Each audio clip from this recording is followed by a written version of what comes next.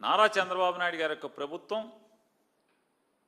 పాతాళానికి పడటానికి ఇవన్నీ దోహదపడే అంశాలుగా ప్రజలు గుర్తిస్తున్నారు. ఈ రెడ్ బుక్ పైశాచిక చర్యల్లో భాగంగా ఈరోజు తెల్లవారుజామున వైఎస్ఆర్ కాంగ్రెస్ పార్టీ గొంతుగా తెలుగుదేశం పార్టీ కుట్రల్ని కుతంత్రాలని ప్రభుత్వం యొక్క తప్పుడు నిర్ణయాల్ని ఎండగడుతున్నటువంటి కారుమూరి వెంకటరెడ్డి అనేటువంటి ఒక కార్యకర్త, వైఎస్ఆర్ కాంగ్రెస్ పార్టీ కార్యకర్త యొక్క ఇంటికి ఉదయం సూర్యుడితో పాటుగానే పోలీసులు తలుపు తడతారు. అక్కడి నుంచి కనీసం వెంకటరెడ్డి, కారుమూరి వెంకటరెడ్డి అనేటువంటి వైఎస్ఆర్ కాంగ్రెస్ పార్టీ గొంతుగా జీవిస్తున్నటువంటి అతను ఇంట్లో భార్యకి ఎందుకో ఏమో చెప్పరు, దౌర్జన్యానికి దిగినట్టుగా మఫ్టీలో వెళ్ళారని వారి శ్రీమతి గారు చెప్తున్నారు. చంద్రబాబు పంపించినటువంటి కిరాయి గూండాలేమో అని భయపడ్డామని చెప్పని వారు చెప్తున్నారు. ఇంట్లో జొరబడతారు, బెడ్రూమ్లో జొరబడతారు. కనీసం ఎఫ్ఐఆర్ కాపీని చూపించి, అమ్మ మీ భర్త గారిని లేపుకురండి, లేదా మీ ఇంటాయన్ని పిలవండి, కారుమూరి వెంకటరెడ్డి గారిని పిలవండి, ఆయన మీద కేసు అయింది, మేము అరెస్ట్ చేసి తీసుకెళ్తున్నాం, ఇదిగో నీకు నోటీస్ ఇస్తున్నాం అని చెప్పని ఏమాత్రం కూడా చట్టం మేరకు లేదా మనం పొందుపరుచుకున్నటువంటి పోలీస్ రూల్స్ మేరకు కానీ ఎక్కడ ప్రవర్తించకుండా బందిపోట్లులా ఇంట్లో చొరపట్టం, గూండాల్లా ఇంట్లో చొరపట్టం, వాళ్ళ భార్య గారి యొక్క చెప్పేటువంటి కథనం మేరకు వారు చెప్పేటువంటి బాధతో కూడినటువంటి స్వరంతో వాడు చెప్తున్నటువంటి పరిస్థితులు. కనీసం ఏ నేరం మీద తన భర్తని తీసుకెళ్తున్నారో, ఈడ్చుకెళ్తున్నారో చెప్పే సంస్కారం, సంస్కృతి, బాధ్యత లేకుండా మరి తాడిపత్రి పోలీసులుగా చెప్పబడుతున్నటువంటి వ్యక్తులు ప్రవర్తించడం, నిజంగా వారు తాడిపత్రి పోలీసులే అయితే ఆ రకంగా వారు ప్రవర్తించటం అంటే ప్రజాస్వామ్యంలో ఒక రాజ్యం తరపున పనిచేస్తున్నటువంటి లేదా ప్రజల తరపున పనిచేస్తున్నటువంటి పోలీసు అధికారులు ప్రజలు ఏర్పరచుకున్నటువంటి చట్టం మేరకు కాకుండా పాలకుల యొక్క అభీష్టం మేరకు, వాళ్ళ సంతృప్తి మేరకు ఉద్యోగాలు చేయటం ఎంతవరకు ధర్మమని వాళ్ళ కుటుంబం ప్రశ్నిస్తుంది.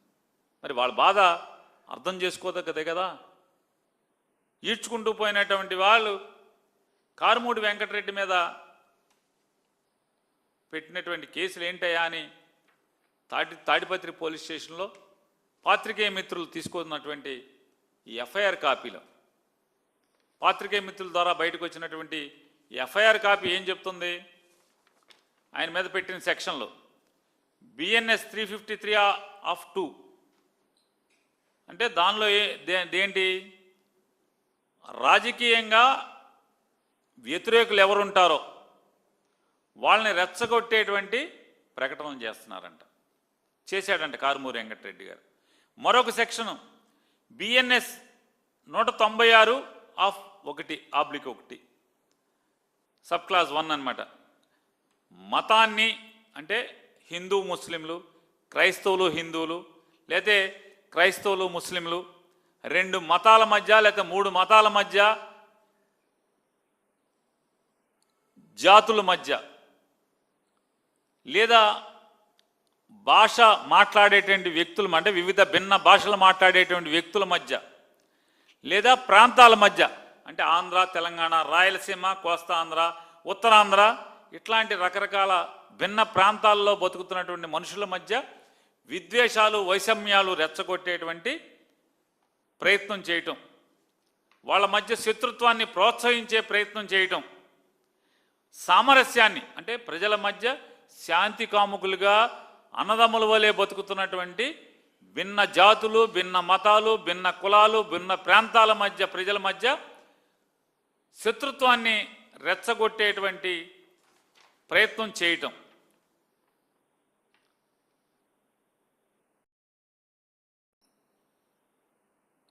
బిఎన్ఎస్ఎస్లో అనేటువంటి 352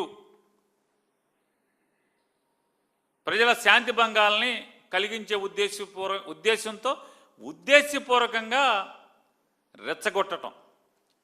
అలాగే బిఎన్ఎస్ 353(1) దుష్ప్రవర్తనకు కారణమయ్యే ఉద్దేశంతో తప్పుడు ప్రకటనలు చేయడం, పుకారును లేపటం లేదా నివేదికలు చేయడం, ఇట్లాంటి అంటే ప్రజల్ని రెచ్చగొట్టి తద్వారా వాళ్ళ దుష్ప్రవర్తనకి కారణమయ్యేటువంటి ప్రకటనలు చేయటం. ఈ సెక్షన్ల కింద కారుమూరి వెంకటరెడ్డి గారి మీద కేసులు కట్టారని తాడిపత్రి పోలీసుల ద్వారా విలేకరులు దీన్ని బహిర్గతం చేసినటువంటి సోషల్ మీడియాలో దీన్ని ప్రాచుర్యంలోకి తీసుకొచ్చినటువంటి ఎఫ్ఐఆర్ కాపీ అయితే ఈ సెక్షన్లో కారుమూరి వెంకటరెడ్డి గారి మీద. అంటే ఉద్దేశం ఏంటి? దాంట్లో ఏముంది? కారుమూరి వెంకటరెడ్డి గారు ఏం సమాజంలో జాతులు, కులాలు, మతాలు మధ్య ఏం వైషమ్యాలు రెచ్చగొట్టాడు? ఏం మాట్లాడాడు? ఏమన్నాడు? తాడిపత్రి సమీపంలో రైలు పట్టాల పక్కన ఉన్నటువంటి పోలీస్ అధికారి సతీష్ కుమార్ గారి యొక్క మరణం ప్రభుత్వ హత్యేనని అనుమానంగా ఉంది అని చెప్పి మాట్లాడాడు. ఏం తప్పేంటి దాంట్లో? ఎందుకు తప్పు కాదు?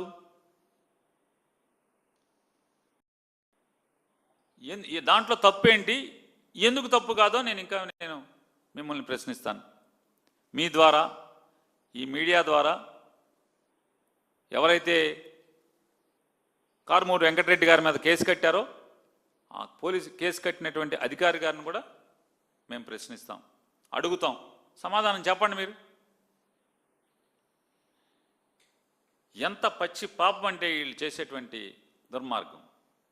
అంటే వెంకటరెడ్డి ఏం చేస్తున్నాడు? నిద్రపోనివ్వట్లేదు. కంటి మీద నారా చంద్రబాబు నాయుడికి కానీ, వాళ్ళ ప్రభుత్వానికి కానీ, ప్రభుత్వంలో ఉన్న వాళ్ళకి కానీ కంటి మీద కునుకు రానివ్వకుండా వాళ్ళ తప్పుల్ని, వాళ్ళ పాపాలని ఎండగడుతున్నటువంటి వైఎస్ఆర్ కాంగ్రెస్ పార్టీ గొంతుగా బతుకుతున్నాడు. అది నేరం. కారుమూరి వెంకటరెడ్డి మీద ఒక కేసు పెట్టి ఆ గొంతు నొక్కుదాం అనుకుంటే ఏమవుతుంది? కారుమూరి వెంకటరెడ్డి ఏమన్నా నువ్వు ఒక కేసు పెడితే 10 కేసులు పెడితే ఆగే రకమా? ఆగితే జగన్ మనిషి ఎందుకు అవుతాడు? వైఎస్ఆర్ కాంగ్రెస్ పార్టీ కార్యకర్త ఎందుకు అవుతాడు? వైఎస్ఆర్ కాంగ్రెస్ పార్టీ జెండా పట్టుకున్న రోజే జగన్మోహన్ రెడ్డి గారు ప్రతిపక్షంలో ఉన్నాడు. జెండా పట్టుకున్న మొదటి రోజు నుంచే వైఎస్ఆర్ కాంగ్రెస్ పార్టీ జెండా పట్టుకుని జగన్ నామస్మరణ, జై జగన్ అనే నామస్మరణ మొదలుపెట్టినటువంటి మొదటి రోజు నుంచి ప్రతి కార్యకర్త కూడా నాడు కిరణ్ కుమార్ రెడ్డి ప్రభుత్వం యొక్క ఒత్తిడులు, అమానుషాలు, వేధింపులు ఉంటాయని తెలిసే దిగారు. ఈ రోజుకి కొనసాగింపుగా ఈ రెడ్ బుక్ రాజ్యాంగంలో 2 సంవత్సరాలుగా ఎన్ని కేసులు పెట్టినా ఎక్కడన్నా ఏ గొంతుకునన్నా మీరు ఆపగలిగారా? ఏ వైఎస్ఆర్ కాంగ్రెస్ పార్టీ జెండా పట్టుకున్నామన్నా చేతుల్లోంచి జెండా పారవేయించగలిగారా? మీ పిచ్చి భ్రమలు నారా చంద్రబాబు నాయుడు గారు, మీ అబ్బాయి కూడా చెప్పండి. ఈ తప్పుడు కేసులతో, వేధింపులతో జగన్ నాయకత్వాన్ని నమ్ముకున్నటువంటి, జగన్ని ప్రేమించేటువంటి, జగన్ జెండా పిడికిల్లో బిగించి పట్టుకున్నటువంటి ఏ వైఎస్ఆర్ కాంగ్రెస్ పార్టీ ఓడైనా సరే దడిచేది లేదు, బెదిరేది లేదనేది మీ కొడుక్కి చెప్పబోయా చంద్రబాబు నాయుడు గారు. ఇవాళ ఇదే పోలీస్ అధికారుల్ని సంఘటన గురించి ప్రజల ద్వారా ప్రశ్నిస్తున్నాం. ప్రజలను కూడా ఒకసారి ఆలోచించమని అడుగుతున్నాం. ఎందుకంటే రోజువారీ పని ఒత్తిడిలో నారా చంద్రబాబు నాయుడు గారు ప్రభుత్వం చేస్తున్నటువంటి తప్పులు పాపాలు మనం గమనించే ఉరుకులు పరుగుల్లో గమనించేటువంటి పరిస్థితులు తక్కువగా ఉండే అవకాశం ఉంది. కాబట్టి ఎందుకంటే ఈ ప్రభుత్వం ఎక్కిన కాడి నుంచి, చంద్రబాబు నాయుడు ఎక్కిన దగ్గర నుంచి కూలి పని చేసుకునేవాడికి కూలి పని దొరకట్లేదు, వ్యాపారాలు చేసుకునేవాడికి వ్యాపారం జరగట్లేదు, ఉద్యోగస్తులకి కంటి నిండా నిద్ర లేదు, కడుపు నిండా భోజనం లేదు, సామాన్యుడికి బతకటం చాలా కష్టమైన పరిస్థితులు వచ్చినాయి, పేదవాడి బతుకు దుర్లభమైంది, సామాన్యుడికి పేదవాడికి చదువు దూరమైంది, తల్లిదండ్రులకి పేద మధ్యతరగతి వర్గాలు ఆ కులం ఈ కులం అని లేదు, పేద మధ్యతరగతి వర్గాల పిల్లల చదువులు తల్లిదండ్రులకి భారమైనటువంటి పరిస్థితులు. ఈ పాపాలన్నీ చేసేది ఎవరయ్యా అంటే వీళ్ళు. రోగం వస్తే, చిన్న జబ్బు వస్తే బతుకుతామో లేమో పరిస్థితి, లేదా వైద్యం చేయించుకుందామంటే హాస్పిటల్కి వెళ్తే ఆరోగ్యశ్రీ లేదని చెప్పి తిరగొట్టే పరిస్థితుల్లో మంగళసూత్రాలు తాకట్టు పెట్టినా కూడా మొగుడుని బతికి తెచ్చుకుంటామో లేదో అనుమాన పడే పరిస్థితుల్లో ఇవాళ సామాన్య ప్రజలు బతికే పరిస్థితులు ఇవాళ ప్రజలు కొట్టుమిట్టాడుతున్నారు. ఆ పరిస్థితుల్లో ప్రజల్ని మీరు ఆలోచించమని అడుగుతున్నాను. ఇవాళ తిరుమల తిరుపతి దేవస్థానంలో అప్పుడు పనిచేసినటువంటి సతీష్ కుమార్ అనేటువంటి ఒక పోలీస్ అధికారి, అప్పుడు పరకామణిలో ఒక దొంగతనం జరిగిందంట. ఆ దొంగతనంలో ఆయన పోలీసులకు కంప్లైంట్ ఇచ్చాడంట సతీష్ కుమార్ గారు. పలానా అతను దొంగతనం చేస్తుంటే నేను పట్టుకున్నాను అని చెప్పి ఆ దొంగతనం అతను కంప్లైంట్గా నమోదు కాబడ్డాడు ఎఫ్ఐఆర్లో, అంటే ఫిర్యాదుదారుడిగా. ఎవరైతే పరకామణిలో దొంగతనం చేస్తున్నటువంటి ఆ వ్యక్తిని అరెస్టు చేశారు, కోర్టులో కేసు నడుస్తుంది. తర్వాత అతను ఏదో టీటీడీ బోర్డుకి అర్జీ పెట్టుకున్నాడంట. అయ్యా, తెలుసో తెలియకో నా మీద నెత్తిన శనుండి నేను దేవుడు పరకామణిలో హుండీలో డబ్బులు లెక్కించేప్పుడు పాపం చేశాను, ఆ పాపం కడుక్కోవడం కోసం దేవుడికి నా ఆస్తినంతా కూడా దేవుడికి రాస్తాను అని చెప్పి అర్జీ పెట్టుకున్నాడంట. తిరిగాడంట, టీటీడీ బోర్డు ఆమోదించిందంట. ఇవన్నీ మీడియాలో చదివిందే మనం. ఆమోదించారంట. టీటీడీ బోర్డు ఆలోచన మేరకు, అది ఆమోదించినటువంటి ఆమోదం మేరకు, పై అధికారుల యొక్క ఆదేశం మేరకు అతను కోర్టుకు వెళ్ళి విత్డ్రా పిటిషన్ ఫైల్ చేశాడంట ఈ సతీష్ కుమార్ గారు. దానికి ఇవాళ ఆయన సిఐగా పనిచేస్తున్నాడు, రైల్వేలో పనిచేస్తుంటే ఆయన 13వ తారీఖు సాయంత్రం చీకటి పడ్డ తర్వాత 7:30కి ఇంట్లోంచి బయటకు వచ్చారంట. ఇది వాళ్ళ కుటుంబ సభ్యులు చెప్పినటువంటి వెల్లడించినటువంటి విషయం. అంటే 13వ తారీఖు సాయంత్రం 7 గంటల చిల్లరకి ఆయన ఇంట్లోంచి బయటకు వచ్చారని ఇంట్లో వాళ్ళు చెప్తున్నారు. రాత్రి 12కో ఎప్పుడో 12 చిల్లరకో రైల్వే స్టేషన్కి వచ్చారని చెప్పి రైల్వే వాళ్ళు చెప్పారని మీడియా చెప్తుంది, తెలుగుదేశం మీడియా కూడా చెప్తుంది. 12 చిల్లరకి రైల్వే స్టేషన్కి వచ్చి రైలు ఎక్కారని చెప్పని రైల్వే అధికారులు చెప్పంటే రైల్వే ఉద్యోగస్తులు చెప్పినటువంటి ఆయన రైలు ఎక్కడం సీసీటీవీలో ఉంది అని చెప్పని చూశారని చెప్పాము మీడియా చెప్తుంది. ఉదయం 14వ తారీఖు ఉదయం 9:15 ఎవరైతే రైల్వే కీమెన్గా అంటే ట్రాక్ని ఇన్స్పెక్షన్ చేసేటువంటి ప్రాథమిక ఉద్యోగిగా, అంటే కింద స్థాయిలో ఉద్యోగిగా ఉన్నటువంటి ఆయన ఈ బాడీని గుర్తించి ఆయన జేబులో ఐడి కార్డును చూసి మనిషి పడిపోయినటువంటి రైల్వే పట్టాల పక్కన శవంగా పడి ఉన్నటువంటి ఒక వ్యక్తి యొక్క జేబులో ఐడి కార్డును తీసి దానిలో ఆయన పోలీస్ అధికారిగా సతీష్ కుమార్గా ఆయన పేరుగా ఉన్న చూసి చెప్పాడని మీడియా చెప్తుంది. అప్పుడు వెంటనే మొత్తం బిలబిలామంట పోలీస్ అధికారులు రైల్వే ట్రాక్ దగ్గరికి వచ్చేసారంట. వెంటనే ఇది సతీష్ కుమార్ది అని తెలిసి అక్కడికి వచ్చినటువంటి అధికారులు వెంటనే సతీష్ కుమార్ ఇంటిని ముట్టడించారు. గమ్మత్తు చూసుకోండి, సతీష్ కుమార్ ఇంటిని ముట్టడించారంట. స్థానిక ఎస్ఐ గారు, సిఐ గారు వాళ్ళందరూ వచ్చారని, డిఎస్పీ గారు వచ్చారని చెప్పి మీడియా మిత్రులు చెప్తున్నారు. ఇల్లు దిగ్బంధం చేసి, అమ్మ మీ ఆయన చచ్చిపోయాడని కాదు చెప్తాకు వచ్చింది, అమ్మ నీ భర్త చచ్చిపోయాడు లేడమ్మా అని చెప్పి బాధతో చెప్తాకు కాదు ఆ ఇంటికి వచ్చింది. ఆ ఇల్లు మొత్తాన్ని జల్లెడ పడతాకు వచ్చారని చెప్పి ఆ కుటుంబ సభ్యులు చెప్తున్నారు. అంటే మీ ఇంటి ఆయన, మీ ఇంటి యజమాని, మా పోలీస్ అధికారి దురదృష్టవశాత్తు అనుమానాస్పదంగా పడుంది ఆయన బాడీ అని చెప్పి కౌరు చెప్పటానికి మర్యాదపూర్వకంగా వెళ్లాల్సినటువంటి పోలీసులు ఆ ఇల్లు జల్లెడ పడతాకి వెళ్ళారంటే చూడండి. అంటే తోటి పోలీస్ అధికారి మరణం పట్ల కూడా ఎంత నిర్దయగా వ్యవహరించారని కుటుంబ సభ్యులు ఏడుస్తున్నారు గొల్లుమని. అరే మా ఆయన కూడా పోలీసే కదా, మా అబ్బాయి కూడా పోలీసే కదా, మా అన్నయ్య కూడా పోలీసే కదా, మా పట్ల కూడా ఇట్లాగా మా ఇల్లు ఎతకటం ఏంటి, మేము దొంగలమా, మా ఇల్లంతా జల్లెడ పడతాం ఏంటి అని చెప్పి వాళ్ళు హలో లక్షణాన్ని వాళ్ళ బాధలు వర్ణనాతీతం. అసలు ఏం జరిగింది, ఆత్మహత్య, హత్య, ఏం జరిగిందో కూడా తెలుసుకునే లోపే ఈ మొత్తం ఇల్లంతా ఎతికేస్తారు పోలీసులు.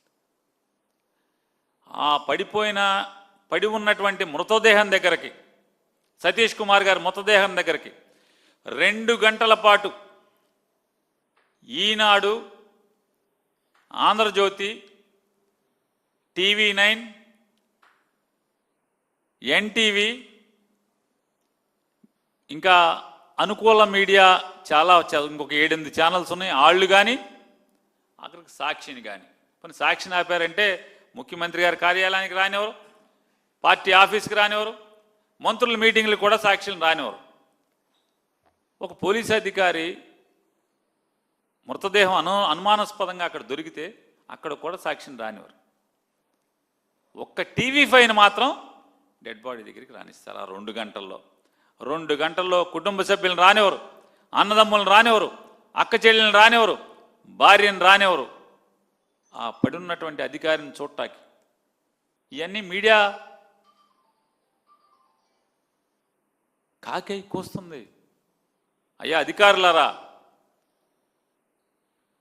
మీరు ఒక TV5 మాత్రమే, ఆ 2 గంటల్లో ఒక TV5 మాత్రమే మీ పోలీసులతో పాటు సతీష్ కుమార్ గారి యొక్క మృతదేహం దగ్గరికి 2 గంటల పాటు ఇంకెవరిని రానివ్వలేదు అని మీడియా కూడా వస్తుంటే ఎవరు సమాధానం చెప్తారు? ఎందుకు మీరు రానివ్వలేదు ఎవరిని? పోనీ సాక్షిని రానివ్వలేదు, TV9, NTV, HMTV ఇట్లాంటి మోడల్ ఛానల్స్ ఉన్నాయి కదా, న్యూట్రల్ ఛానల్స్, వాళ్ళని ఎందుకు రానివ్వలేదు? పోనీ మీ ఈటీవీని రానివ్వలేదు, మీ జ్యోతిని కూడా ఎందుకు రానివ్వలేదు? రానివ్వకపోగా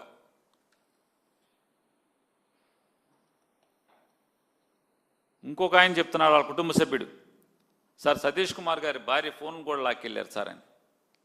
ఇది ఎక్కడ విచిత్రం? సతీష్ కుమార్ గారేమో పరకామణి కేసులో ఆయన ఫిర్యాదుదారుడు ఆయన టీటీడీ బోర్డు ఉత్తర్వుల మేరకు, పై అధికారుల యొక్క ఆదేశాల మేరకు విత్డ్రా చేసుకున్నాడని మీడియాలోనే రాస్తారు. అతను ఎలా దోషి? ఆయన భార్య ఫోన్ లాక్కుండాక ఆయన ఏం నిందితురాలు? చుట్టాలు చెప్తున్నారు, దగ్గర సమీప బంధువులు. ఇది ఎక్కడ పాపం అండి? సతీష్ భార్య ఫోన్ పట్టుకెళ్తాం ఏంటండి? సతీష్ కుమార్ గారి ఫోన్ ఎక్కడుందో ఇంతవరకు తెలియదు. ఇవన్నీ ప్రపంచానికి చెప్పరా అని అడుగుతున్నాను. చెప్పాలి కదా, ఎందుకు చెప్పరు అని అడుగుతున్నాను.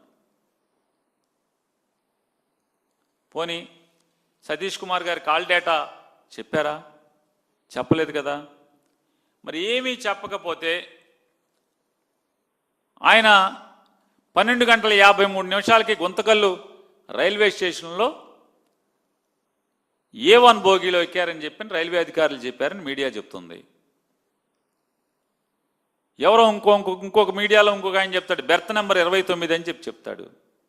ఇంకొక మీడియాలో చెప్తారు 54 మంది ఆ బెర్త్లో బోగీలో A1 బోగీలో ప్రయాణిస్తున్నారు ప్రయాణికులు అని చెప్తారు. అంటే 54 మంది మధ్య, అంటే ఈయనతో పాటుకి 54 మంది ఉన్నారని చెప్తున్నారు. అంటే సుమారు 50 పైచీలకు మంది మధ్య ఆయన ప్రయాణిస్తుంటే సాధారణంగా ఏసీ బోగిల్లో ఏం జరుగుతూ ఉంటుంది? టీటీఈ స్పెషల్గా ఉంటాడు, టికెట్ ఎగ్జామినర్ ఉంటాడు, పోలీసులు గార్డు తిరుగుతూ ఉంటారు కంటిన్యూస్గా. 2 బోగీలకు ఏమో 2 కానిస్టేబుల్స్, రైల్వే ప్రొటెక్షన్ ఫోర్స్ సంబంధించిన కానిస్టేబుల్స్ తిరుగుతూ ఉంటారు. ఆయన బయలుదేరిన తర్వాత 12:53కి అంటే 14వ తారీఖున తెల్లవారుజామున 12:53 రైలు అక్కడ బయలుదేరింది. దాంట్లో ఎక్కెళ్ళాడు. A1 బోగీలో ఎక్కాడనేమో మీడియాలో రైల్వే వాళ్ళు చెప్పారని రాస్తారు. మరి అక్కడ ట్రైన్ బయలుదేరితే ఆయన తర్వాత గుత్తి స్టేషన్లో ఆగుతుంది, తర్వాత గుంతకల్లో ఆగుతుంది. అంటే తాడిపత్రిలో ఆగుతుంది. గుంతకల్ నుంచి గుత్తి తర్వాత తాడిపత్రికి 6 కిలోమీటర్ల ముందు పట్టాల పక్కన సతీష్ కుమార్ గారు విగత జీవులై పడి ఉన్నారని చెప్పని మర్నాడు పొద్దున 9 చిల్లరకి ఆ పట్టాలు చూసుకునే ఇన్స్పెక్ట్ చేసేటువంటి రైల్వే ఉద్యోగి ఇన్ఫామ్ చేశాడు, చెప్పాడని చెప్తారు. మరి టీటీఈ గారు దాంట్లో వెంటనే పొద్దున్నే జరిగింది కదండి, 12:47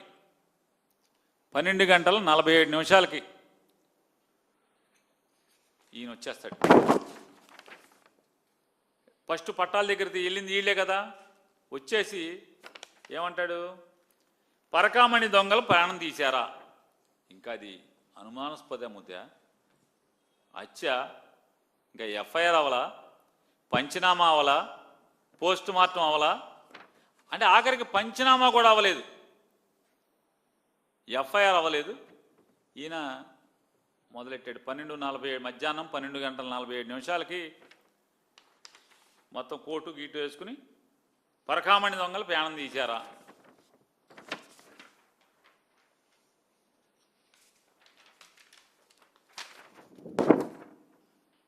TV5 తిరుమల కేసులో పోలీసునే లేపేశారా? తిరుమల కేసులో పోలీసునే లేపేశారా? ఇవన్నీ 12 గంటల చిల్లరకి మధ్యాహ్నం. ఇది తెలుగుదేశం పార్టీ పోషించబడుతున్నటువంటి ఇదొక సోషల్ మీడియా, పెద్ద మహానాడు మీడియా బ్రేకింగ్ అంట దాని పేరు, మహానాడు మీడియా. ఆయన రాస్తాడు 2:53 మధ్యాహ్నం. చూడండి ఏం రాస్తారు దాంట్లో. వివేక హత్య కేసులో సాక్షుల వరుస మరణాలు. అసలు వివేకానంద చనిపోయి ఎప్పుడైపోయింది? సిబిఐ ఏమో మేము కేసు క్లోజ్ చేసామని చెప్పాము, సిబిఐ చెప్తుంది. ఇక మా దగ్గర విచారించడానికి ఏం లేదేనేమో సుప్రీంకోర్టుకి ఏమో సిబిఐ చెబుద్ది. వీడు బయలుదేరాడు. చూడండి ఈ పచ్చపత్రిక మధ్యాహ్నం 2:53 వివేక హత్య కేసులో అనుమానితుడు కటికరెడ్డి శ్రీనివాసరెడ్డి 2019 సెప్టెంబర్లో విషపు గుళికలు మింగి ఆత్మహత్య. వివేకానంద రెడ్డి అంత్యక్రియలకు జగన్ భారతిని హైదరాబాద్ నుంచి పులివెందులు తీసుకొచ్చిన వాహన డ్రైవర్ నారాయణ యాదవ్ 2019 డిసెంబర్లో అనారోగ్యంతో మృతి. వివేక హత్య కేసులో ప్రధాన సాక్షుల్లోని కల్లూరు గంగాధర్ రెడ్డి 2022 జూన్లో అనారోగ్యంతో మృతి. హత్య చేస్తే అవినాష్ రెడ్డి 10 కోట్లు ఇస్తారని సిబిఐకి చెప్పిన కొద్ది రోజులకే చావు. వివేకానంద ఇంటి వద్ద కాపలా ఉన్న వాచ్మెన్ రంగన అనారోగ్యంతో మృతి. వివేకాది దారుణ హత్య అంటూ మొదట చెప్పిన వైఎస్ అభిషేక్ రెడ్డి 30 ఏళ్లకే తీవ్రమైన అనారోగ్యంతో పోయాడు. జబ్బు పేరు కూడా బయటికి రాలేదు. వివేక మృతదేహాన్ని కట్లు కట్టిన జగన్ మామ గంగిరెడ్డి కూడా సడన్గా పోయాడు. శవ పరీక్షిస్తే నెత్తి మీద రక్తం మరకలు ఉన్నాయి. శవాన్ని పరీక్షిస్తే అంటే నెత్తి మీద రక్తం ఉన్నాయండి జగన్ గారి మామగారికి.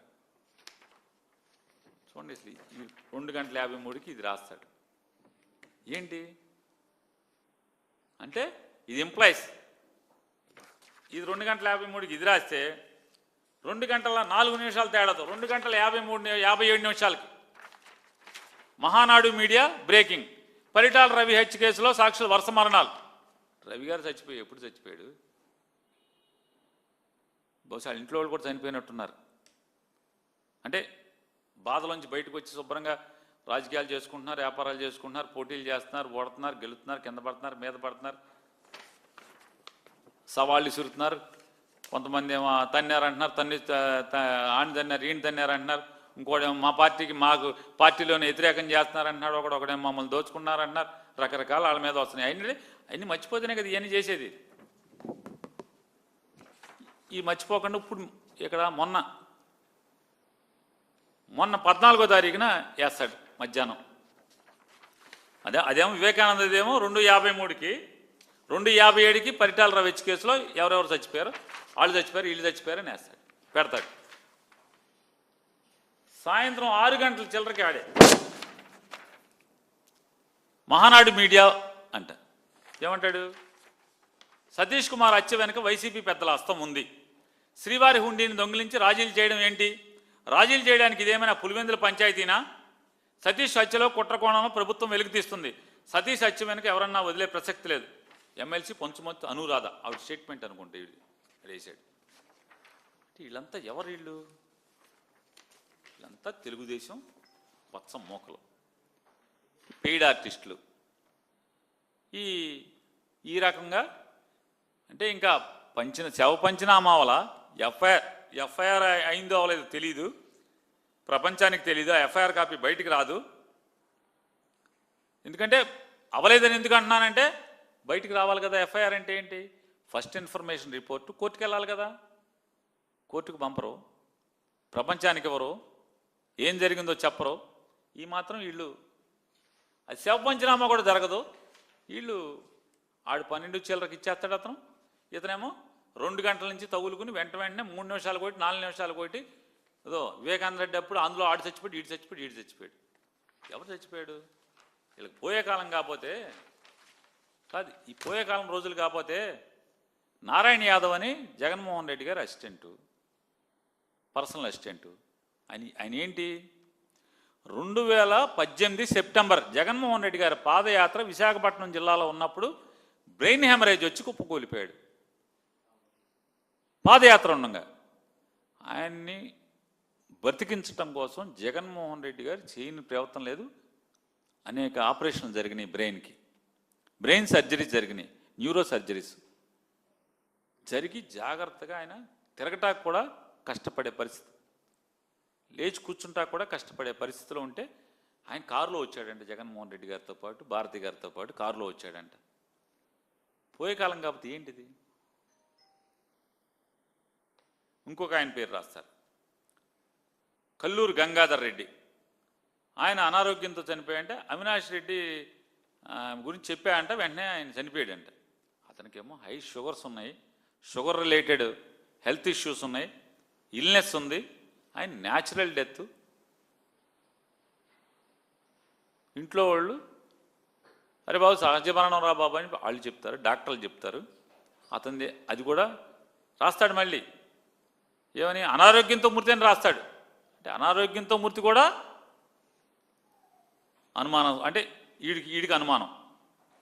రంగన్న వివేకానంద రెడ్డి వివేకా ఇంటి వద్ద కాపలా వీడి క్లాస్మేట్ వివేకా ఇంటి వద్ద కాపలా ఉన్న వాచ్మెన్ బి రంగన్న అనారోగ్యంతో మృతి. వాళ్ళు ఇంట్లో వాళ్ళు అందరూ సిబిఐతో సహా, రంగన్న సిబిఐ విచారణలో ఉండగానే ఇల్లుతో చనిపోయాడు కదా. వీడు రాదు చూడండి, వీడు రాతలు పాపపు రాతలు కదా. ఇది కింద రాస్తాడు మళ్ళీ అండి వివేకాది, మళ్ళీ వీడి క్లాస్మేట్ ఎల్కేజీ యూకేజీ వీడు చదువుకున్నాడు వివేకానంద రెడ్డితో, ఆయనతో.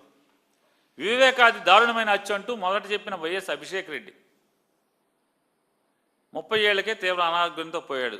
జబ్బు పేరు కూడా బయటికి చెప్పలేండి. ఎందుకురా పోయాక వాళ్ళ నాన్నగారు వాళ్ళ అబ్బాయి సుస్థి ఏంటో కూడా స్టేట్మెంట్ ఇచ్చాడు కదా.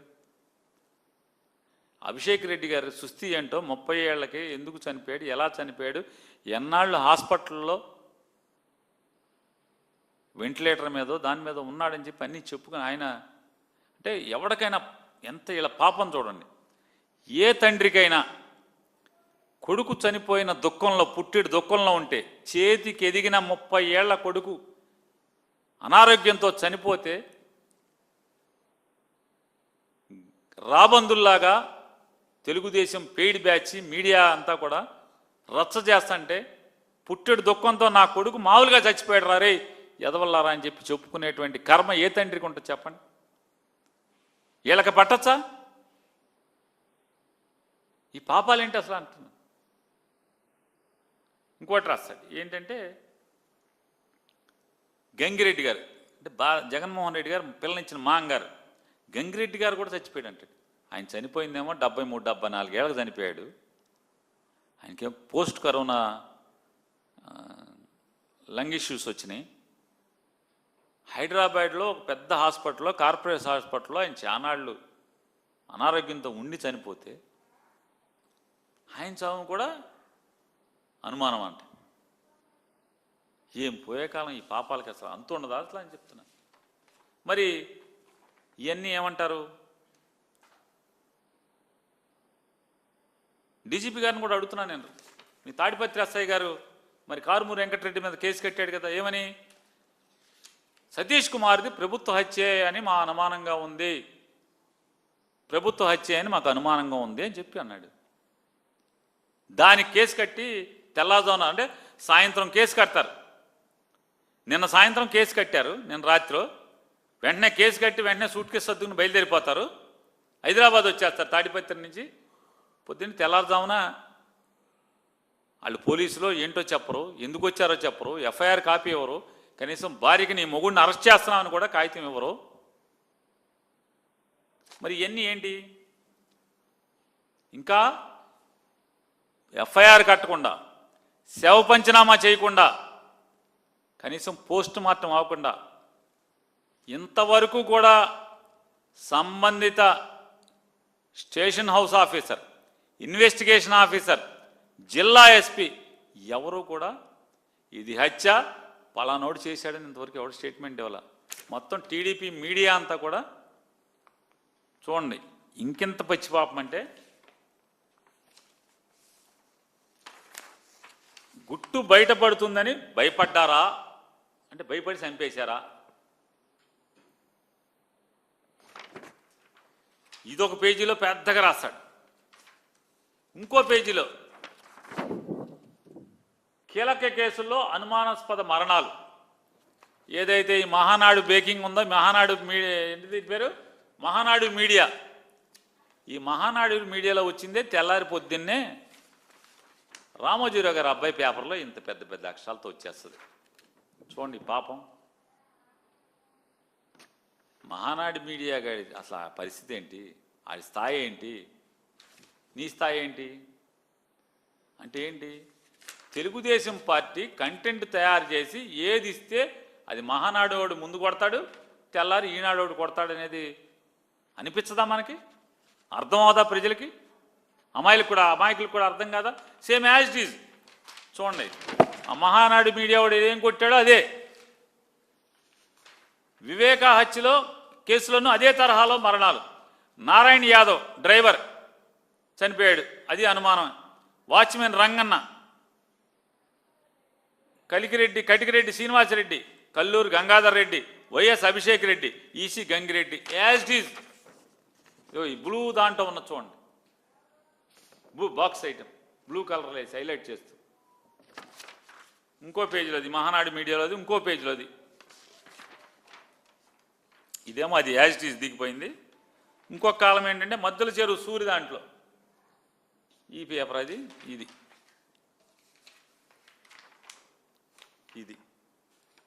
పరిటాల రవి హత్య కేసులో ఏంటి అనేది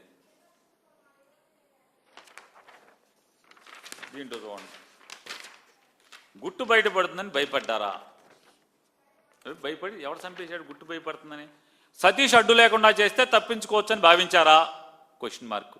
సిఐడి విచారణకు వెళ్తున్న వ్యక్తి విగత జీవితికి ఎలా మారారు?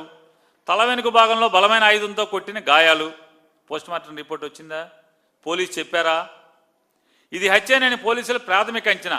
ఇంతవరకు పోలీసు ఎవడు కూడా ఒక్క స్టేట్మెంట్ కూడా ఇవ్వాల. ఒక్క పోలీస్ అధికారి కూడా ఇది ఏంటి అనే దాని మీద ఒక్క స్టేట్మెంట్ ఇవ్వలేదు. పరకామణి చోరీ కేసులో లబ్ధిదారులే కుట్ర చేశారా? సతీష్ది ఆత్మహత్యనంటూ ప్రచారం మొదలుపెట్టిన వైకాపా. ఇది తప్పదు, రాయాల్సిందే. ఎక్కడో ఉందండి, లేదా ఇన్నాడు పొద్దునే, వాళ్ళ పొద్దునే ఒక జీవో ఇచ్చారు, ఉందండి మీ దగ్గర? ఈనాడు రామోజీరావు గారి అబ్బాయికి 90 లక్షల రూపాయలు కార్తీక దీపోత్సవం అని ఈటీవీలో ఒక ఐటమ్ వచ్చిందంట, ఒక కార్యక్రమం. ఆ కార్యక్రమం మధ్యలో గవర్నమెంట్ పథకాల గురించి ఇచ్చి వచ్చినట్టు కూడా పట్టదు, గవర్నమెంట్ పథకాల గురించి ప్రచారం చేశాడంట. కార్తీక దీపోత్సవం అనే కార్యక్రమంలో 90 లక్షల రూపాయల అడ్వర్టైజ్మెంట్, డబ్బు రిలీజ్ చేస్తా ఇవాళ జీవో ఇచ్చారు. ఇన్నాకడే ఇక్కడ ఉండాలి, ఇక్కడే చూశాను జీవోని, ఎవడో పాత్రికేయ మిత్రుల దగ్గర వాళ్ళే ఇచ్చారు.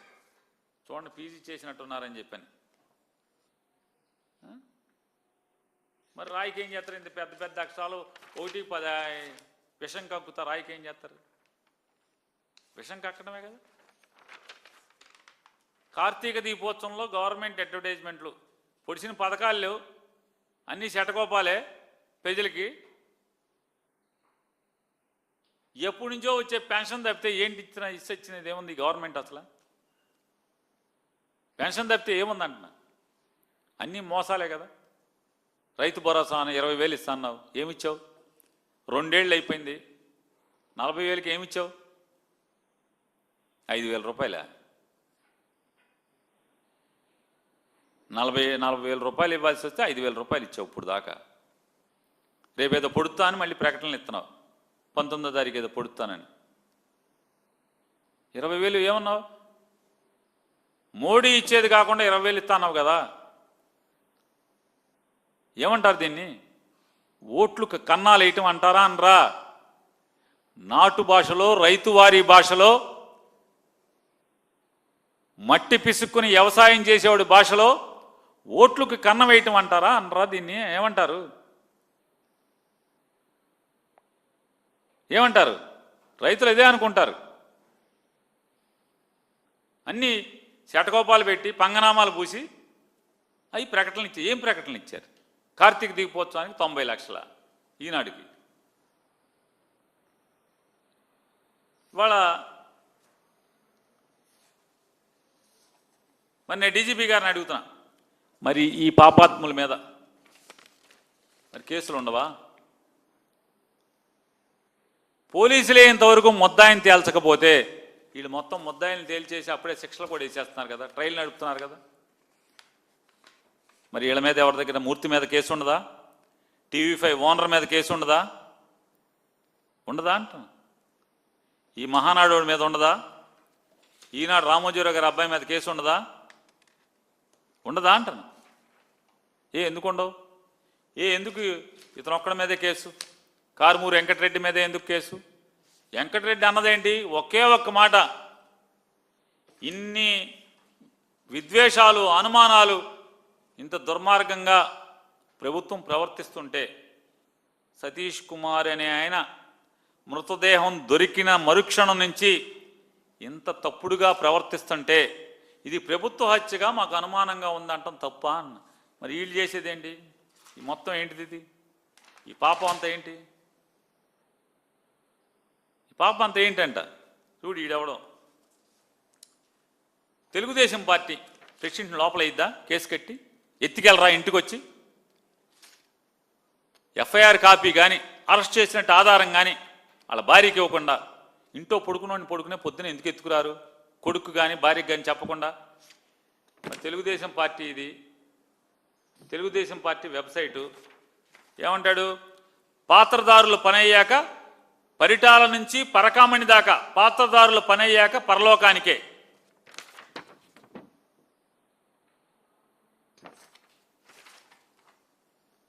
కేసులో సాక్షి గల్లంత అయితే నేరగాళ్ల నేరం నిరూపితం కావడం కష్టమే. చదువు లేకపోయినా కరడుగట్టిన నేరగాడిగా ఈ విషయం ఆ రాజకీయ నేరస్తుడికి బాగా తెలుసు.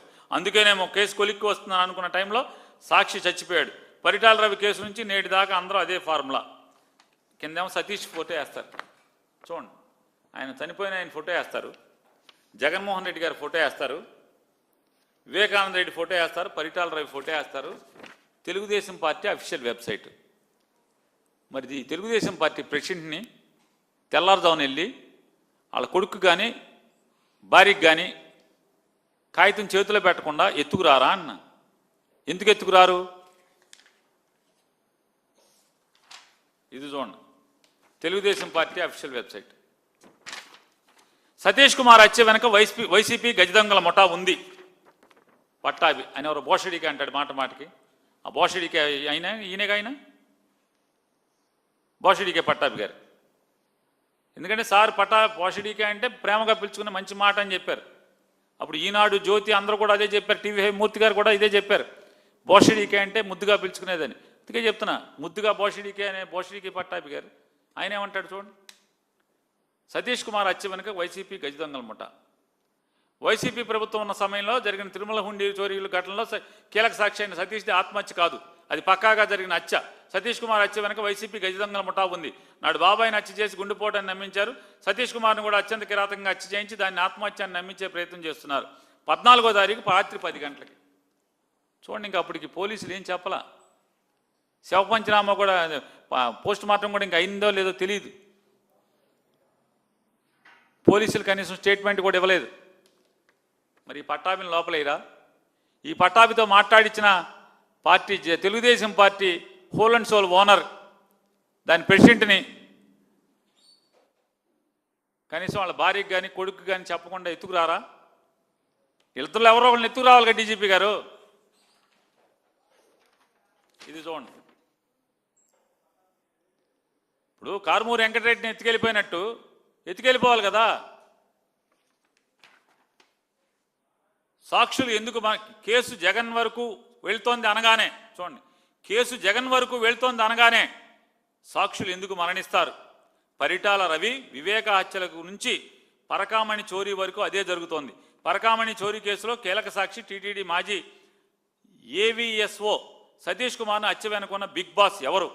జగన్మోహన్ రెడ్డి గారి ఫోటో, సతీష్ కుమార్ గారి ఫోటో, మొత్తం పరిటాల రవి గారిది, వివేకానంద రెడ్డి గారిది, సతీష్ కుమార్ గారిది, ముగ్గురు ఫోటోలు వేసి నవంబర్ 16వ తారీఖున ఉదయం 9:18 మరి ఎయిరా టీడీపీ అధ్యక్షుని, టీడీపీ పార్టీ ఓనర్ని లోపలేరా? ఇది విద్వేషాలు రెచ్చగొట్టడం కింద రాదా అంటున్నా. ఆయన కమ్మారు, జగన్మోహన్ రెడ్డి గారు రెడ్లు కదా, మరి కులం కనబట్టలేదా? కుల విద్వేషాలకు రావా? అనుమానం అడుగుతున్నా, అనుమానంగా అనుమానం నివృత్తి చేయండి.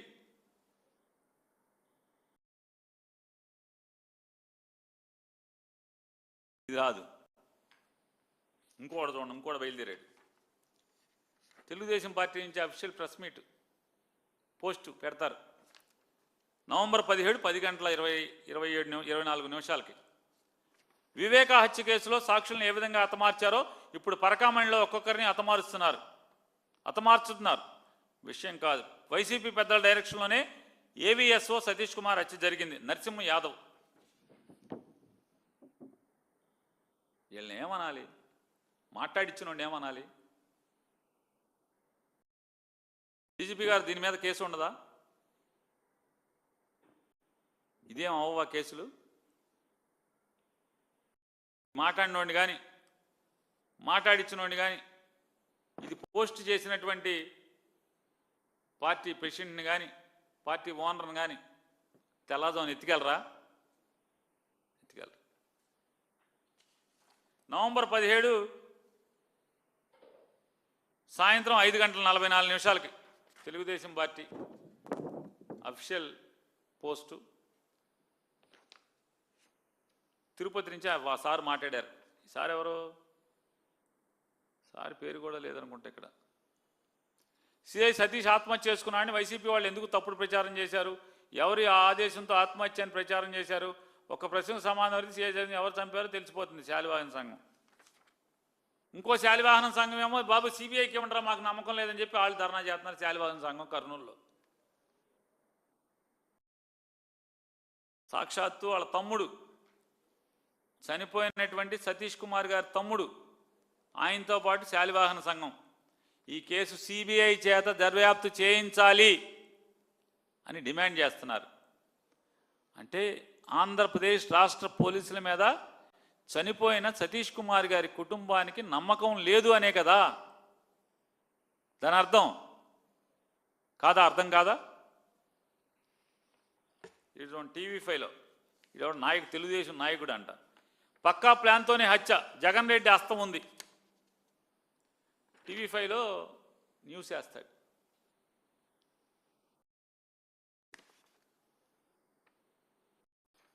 రెండు రోజుల క్రితం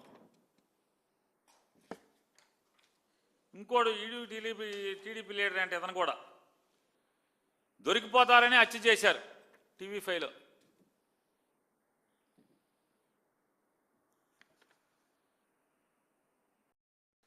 మరి ఇంతమంది పాపాత్ములు ఇంత విషం చిమ్ముతుంటే, సమాజంలో విద్వేషాలు రెచ్చగొడుతుంటే, రాష్ట్రంలో అరాచకాన్ని లేపటాకి, అరాచకం సృష్టించటానికి ఇంత పెద్ద ఎత్తున బహిరంగ ప్రచారం చేస్తుంటే కేసులు కట్టి పొద్దున్నే 6ంటికి వెళ్ళి తలుపు కొట్టి ఎత్తుకురారా అని అడుగుతున్నాను.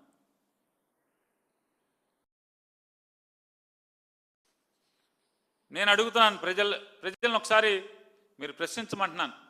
రాష్ట్ర ప్రజలందరినీ, తెలుగుదేశం పార్టీని, ప్రభుత్వాన్ని ప్రశ్నించండి. భోగిలో అంటే తలకాయ గొడ్డలతో రైల్లో ఉన్నటువంటి వ్యక్తిని ఈనాడు చెప్పినట్టు, రామోజీరావు గారు కొడుకు చెప్పినట్టుగా గొడ్డలితో వెనకాల, తల వెనకాల నరికేస్తే భోగిలో రక్తం ఉండాలి కదా? ఉన్నాయా? రక్తపు మరకలు ఉన్నాయా? రక్తపు మరకలు ఉంటే పొద్దున్నే తిరుపతి చేరినటువంటి, చివరి స్టాప్గా తిరుపతి చేరినటువంటి రైల్వే వాళ్ళు ఎందుకు కంప్లైంట్ చేయలేదు? చేయాలి కదా? ఎందుకు చేయలేదు? లేదు.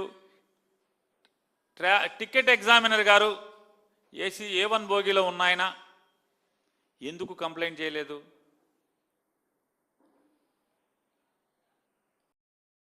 చెప్పరా? అడగారా?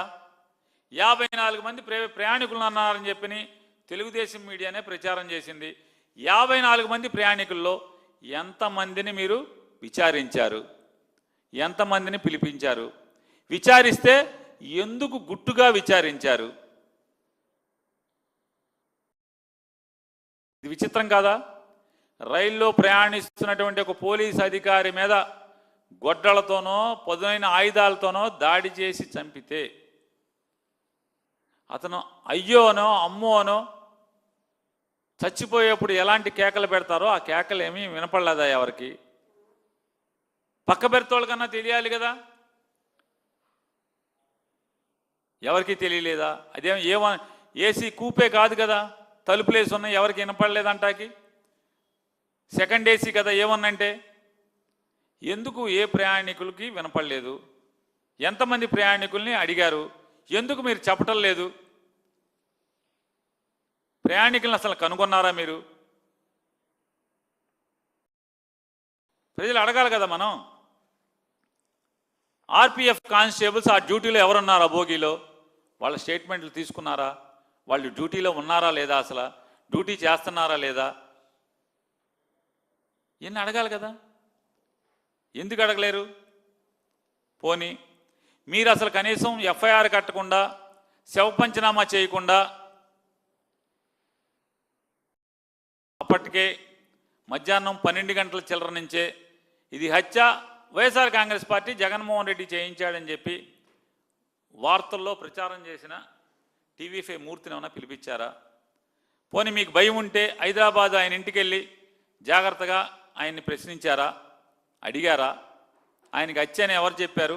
జగన్మోహన్ రెడ్డి గారు వైసీపీ వాళ్ళు చంపేశారని చెప్పని ఆయనకి ఎవరు చెప్పారు? ఆయన దగ్గర ఉన్న ఆధారాలు తీసుకున్నారా మీరు? తీసుకోరా? వేరే వాళ్ళని అయితే ఎత్తుకెళ్ళిపోతారా? మూర్తి గారిని ఎత్తుకెళ్ళరా పొద్దున్న 6ంటికి?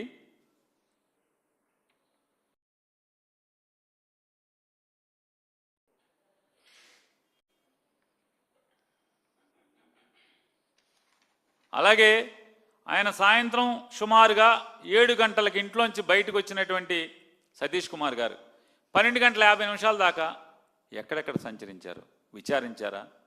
ఆయన ఎక్కడున్నారు?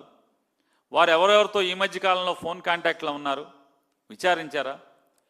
ఎందుకు పోలీసు వ్యవస్థ గుంబనంగా వ్యవహరిస్తుంది? ఎందుకు కావాలని పోలీసులు నోరు మెదపకుండా సమాజంలో విద్వేషాలు రెచ్చగొట్టేట్టుగా టీడీపీ మూకలకు అవకాశం కల్పిస్తుంది? వాళ్ళ నోళ్ళు ఎందుకు మూయించట్లేదు? ప్రజలు మనందరం అడగాలి కదా పోలీస్ వ్యవస్థని.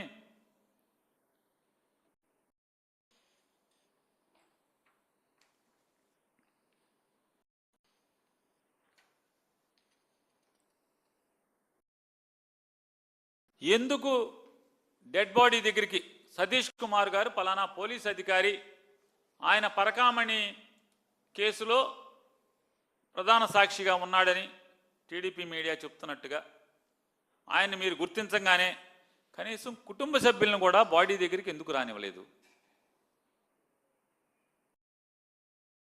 ఇవన్నీ ప్రశ్నలకు సమాధానం ఏదో ఇంకా నోరు విప్పాలి కదా.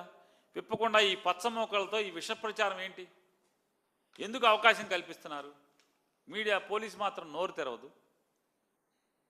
ఇదంతా ఏంటిది?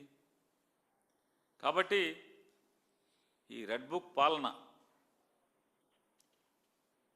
శిశుపాలుడి పాపాలను లెక్క పెట్టినట్టుగా ఆంధ్రప్రదేశ్ రాష్ట్ర ప్రజలు తెలుగుదేశం పరిపాలన, నారా చంద్రబాబు నాయుడు గారి యొక్క ధృతరాష్ట్ర పరిపాలనలో జరుగుతున్నటువంటి పాపాలు మొత్తాన్ని కొడుకు చేత నాడు ధృతరాష్ట్రుడు ఎట్లా అయితే అంధుడుగా సింహాసనం మీద కూర్చుని దుశ్శాసనుడి యొక్క దుశ్చర్యలను కూడా ఖండించకుండా, నోరు మెదపకుండా తన్మయం పొందాడో అదే తన్మయంతో ఈరోజు పరిపాలన సాగిస్తున్న నారా చంద్రబాబు నాయుడు యొక్క పాపాల్ని శిశుపాలుడి పాపాలులాగా శ్రీకృష్ణుడు లెక్క పెట్టినట్టుగా మౌనంగా ఆంధ్రప్రదేశ్ రాష్ట్ర ప్రజలు లెక్క పెడుతున్నారన్న విషయాన్ని గుర్తుంచుకుని ఒళ్ళు జాగ్రత్తగా ప్రజల హితం కోసం పరిపాలన చేయమని చెప్పని నారా చంద్రబాబు నాయుడు గారి ప్రభుత్వాన్ని డిమాండ్ చేస్తున్నాం.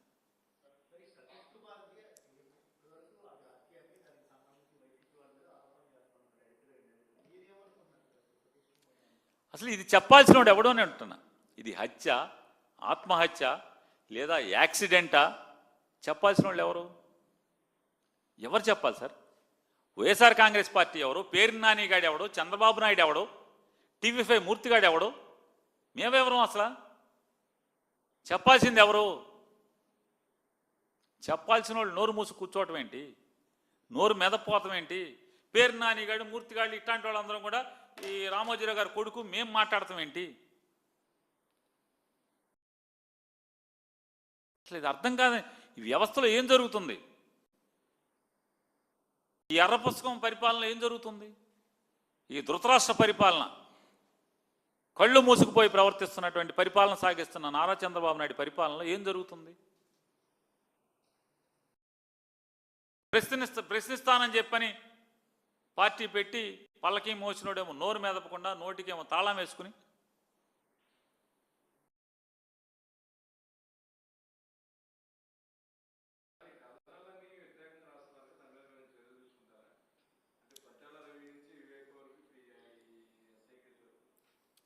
సార్, ఇది మీరు చెప్పినట్టుగా, మీరు ప్రశ్నించినట్టుగా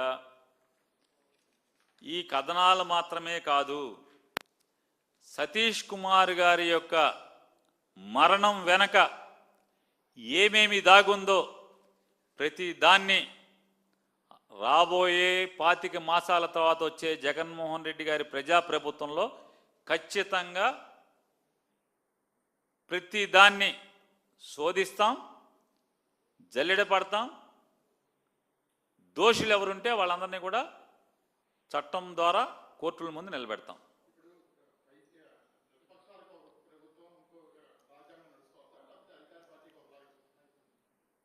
సరే, వారు వీరు ఎందుకు? రైలు పట్టాల పక్కన సతీష్ కుమార్ గారి మృతదేహం దగ్గరికి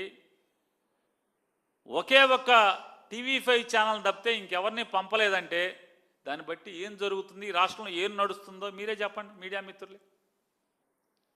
ఎవడో దాకా ఓకే, మనం అసలు ఏదో అంటారు వెనకటికి సామెత, అన్నమంతా పట్టుకు చూడక్కర్లేదు, కొండంతా పట్టుకు చూడక్కర్లేదు, ఒక మెతుకు పట్టుకుంటే చాలని. సతీష్ కుమార్ గారి మరణం తర్వాత మరణించింది పరకామణి కేసులో సాక్ష్యంగా ఉన్నటువంటి లేదా ఫిర్యాదుదారుడు అయినటువంటి సిఐ సతీష్ కుమార్ గారు అని చెప్పి తెలియంగానే మొత్తం మీడియాని ఎవరిని కూడా, కుటుంబ సభ్యుల్ని కానీ ఎవరిని దగ్గరికి రానివ్వకుండా TV5 ఒక్కదాన్నే దగ్గరికి రానిచ్చారనేటువంటి విషయాన్ని మీ ద్వారానే ఇవాళ ప్రపంచం తెలుసుకున్న పరిస్థితి చూస్తుంటే ఏమనాలి? ఏ ప్రభుత్వం అనాలి? ఏం నడుస్తుంది అనాలి? ఎవరు నడుపుతున్నారు అనేది మీకు అర్థమవుతుంది కదా. ధర్మం ఎన్ని కాళ్ళ మీద నడుస్తుందో మీకు అర్థమవుతుంది కదా.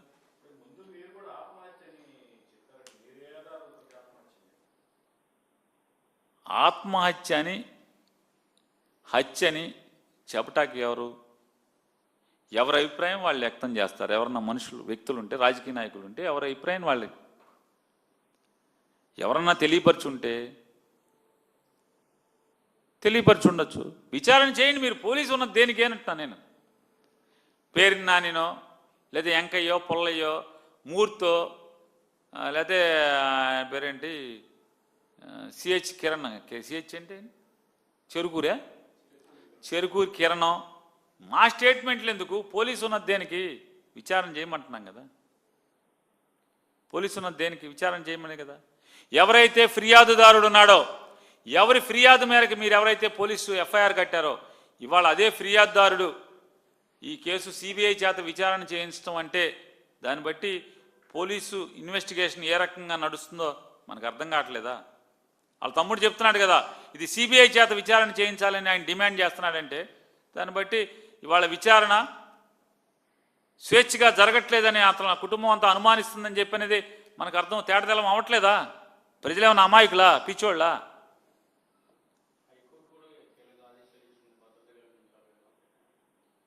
ఎవరికండి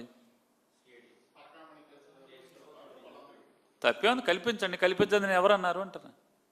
ప్రభుత్వం బాధ్యత ఎక్కడైతే ప్రభుత్వ బాధ్యతగా చేయట్లేదనేది కదా ఇవాళ అందరూ ఏడుపు, ప్రజల ఏడుపు. మీడియాలో ఉండేవాళ్ళు, మీడియా పనిచేసేవాళ్ళు, మీడియా హౌసులు, న్యూట్రల్ మీడియా హౌసులు, తెలుగుదేశం పార్టీ బతుకు కోసం, తెలుగుదేశం పార్టీ బతికి చచ్చిపోతున్న తెలుగుదేశం పార్టీ ప్రభుత్వం ఎన్ని బతికించడానికి తాపత్రయాలు పడుతున్నటువంటి మీడియా కోసం కాకుండా మిగతా మీడియా అంతా బాధ అదే కదా.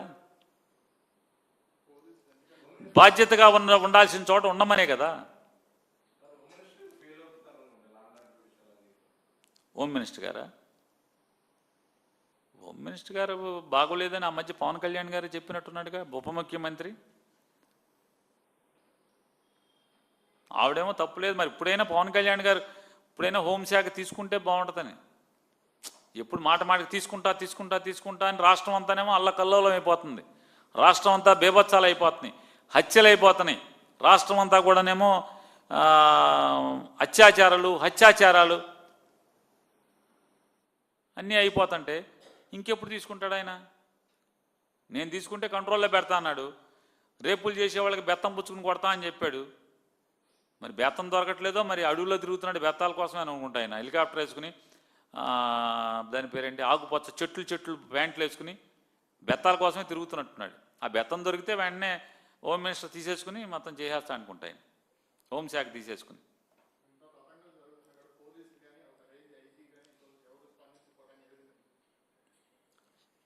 అంటే పోలీసుని స్వేచ్ఛగా వదిలితే 100% ఎట్టి పరిస్థితుల్లో పోలీస్ వ్యవస్థ ఇలా ఉండదు. పోలీసు స్వేచ్ఛగా ఉంటే కనుక ఏ సప్త సముద్రాల అవతలు ఉన్నా, లేదా ఏదో చెప్తారుగా మనకి, ఎక్కడ కలుగులో దాక్కున్నా చుట్టుపట్టుకుని ఈడ్చుకొచ్చేటువంటి సత్తా స్తోమత ఇండియన్ పోలీస్, మరీ ప్రత్యేకించి ఆంధ్రప్రదేశ్ పోలీస్ వ్యవస్థ అంత సత్తా కలిగినటువంటి వ్యవస్థ. దురదృష్టం నెత్తి మీద కూర్చున్నోడేమో ఉద్యోగం చేయబాకు, నేను చెప్పినట్టు చెయ్యి అంటే ఏం చేస్తారు పోలీసు?